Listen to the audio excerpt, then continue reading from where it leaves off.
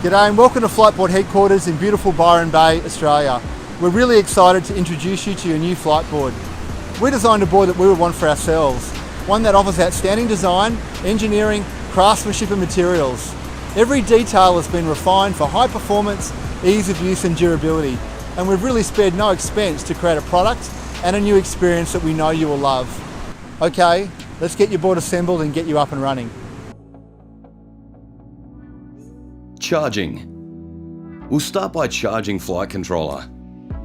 Plug the charging cable into an outlet. Turn on the controller by holding the plus and mode buttons together for 3 seconds. The Flite logo will appear. If the charger is flat, it will turn on automatically once connected to the charger. Open the rubber cover on the underside and attach the magnetic charging plug. Make sure the gold charging pins are properly connected. The word charging will appear on the screen when properly connected with the charge percentage shown. Always check to ensure the controller is at least 50% charged before each use.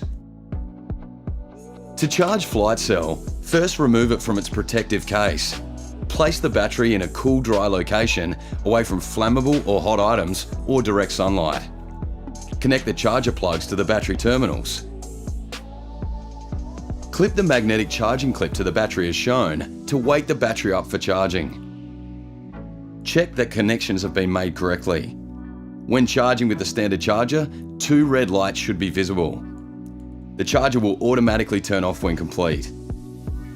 It takes about 3.5 hours to fully charge the Flitecell Explore battery, and under 2 hours with the optional fast charger.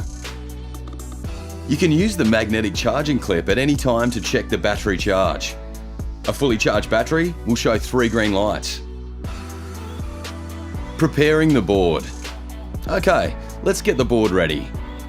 Remove the board from its bag and place it upside down on top of the bag.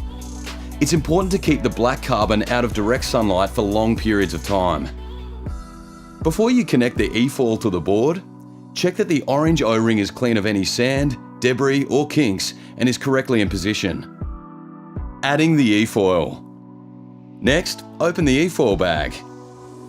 The Fliteboard e-foil includes the propulsion system integrated into the hydrofoil fuselage. At the other end of the mast is our patented Flite box, which makes assembly super simple. Inside the Flite box is a powerful onboard computer. Carefully fit the Flite box into the mast box on the bottom of the board. As you do this, direct the power cables towards the battery compartment. Ensure that no cables are compressed and that the O-ring has not moved. Check that Flite box is evenly seated and flush in the mast box. Add a little bit of TEF gel to the bolt. Use the 4 20mm stainless steel bolts to secure the e-foil. Tighten them up with the hex key provided in a cross pattern. Apply enough force that the bolts are tight, but not so much that the hex key tool is bending. When properly tightened, the O-ring will be compressed and watertight. If the O-ring is missing or damaged, or if the bolts are not tight, then the board will leak water into the battery compartment. Add the fuselage tail and wings. Take the fuselage tail section from the case and insert it into the fin under the propeller guard. Use the 16mm bolt and add a thin layer of TEF gel to prevent corrosion.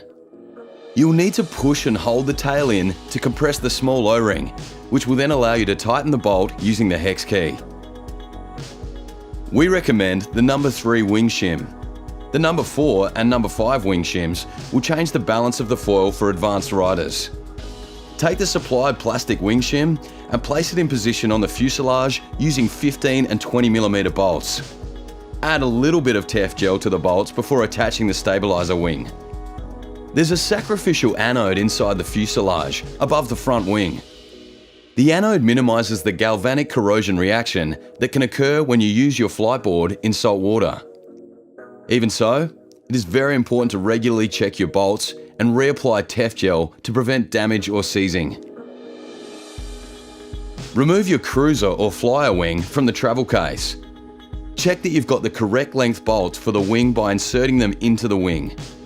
Add a little bit of TEF gel to the bolt. Make sure you tighten the bolt securely to make sure there's no movement between the wing and the fuselage. Connecting Flitecell. Now to connect Flitecell, which is our battery. Before turning the board over, it's a good idea to add the wing covers. This protects the wings from getting damaged and also protects you from the sharp trailing edges. Carefully turn over, trying to minimize weight placed directly on the wingtips when you place the board down. Open the battery compartment by twisting the two latches to open the board lid. Inspect the black rubber seals for damage. Make sure the seal and the sealing surface on the lid are clean of any sand for a great seal. Clean if necessary. Before the battery is connected, we must first connect the board's data receiver to the Flite box. Connect it to the Flite box.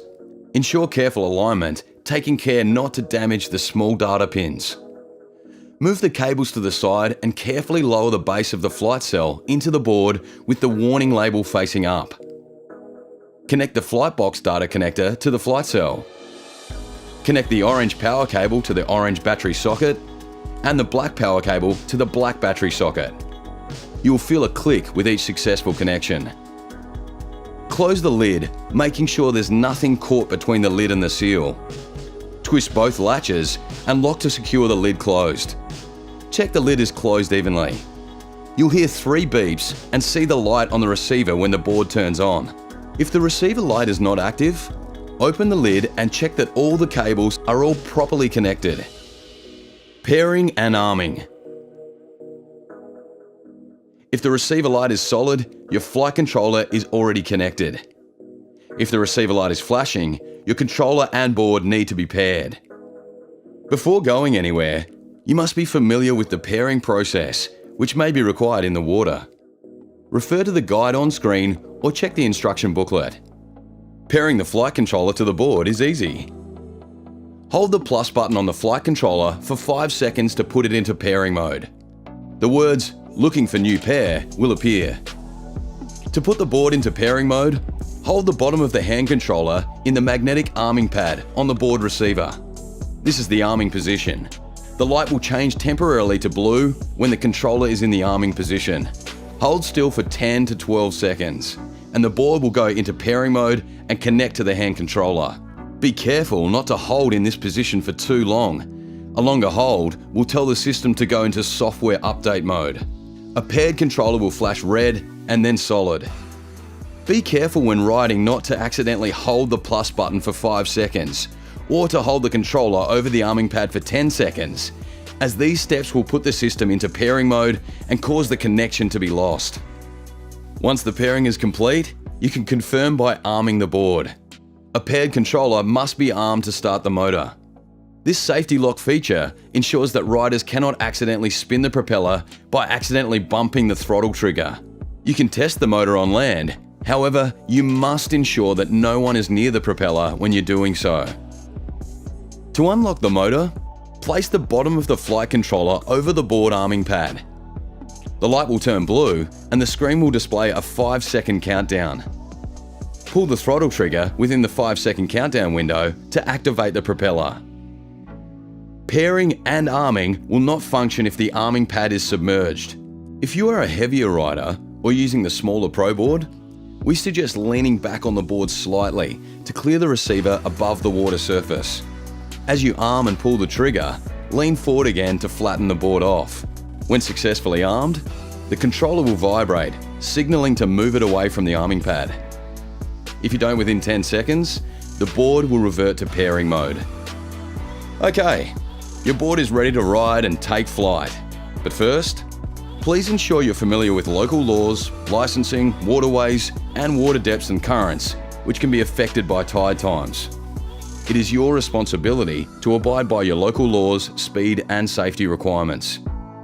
In all cases, do not operate Fliteboard within 150 metres of people.